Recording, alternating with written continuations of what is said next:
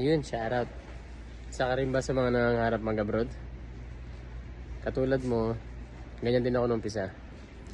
Sinubukan ko mangarap mag-abroad kasi akala ko, pagdating ko ng abroad, is tama yung mga iniisip natin din sa Pilipinas na ang buhay ng mga nasa abroad is masarap. Although, hindi ko pa nararanasan, kaya gusto kong maranasan.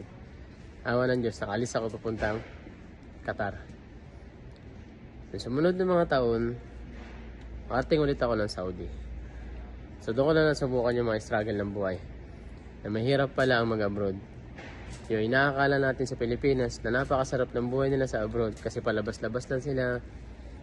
Pakain-kain sa labas, nakaporma. Yun pala, ipanglabas lang yun.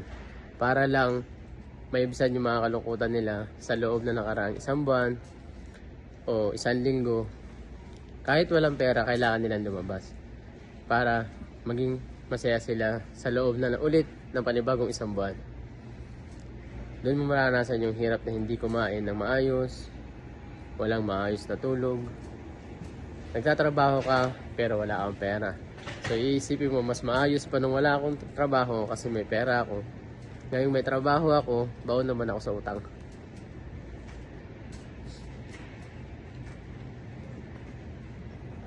Yun yung realidad ng pag-abroad.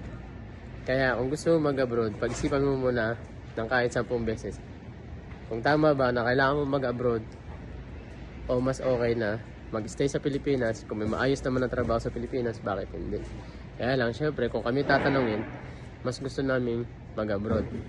Kasi naranasan na namin. Kasi dito sa abroad, stable na yung buhay mo. Stable na yung trabaho mo sa pang ilang taon na gusto mo. Nakadepende na lang sa'yo yun kung mag-i-extend ka ng gaano katagal para makapag-ipon, pakapagpatayo ng sariling bahay.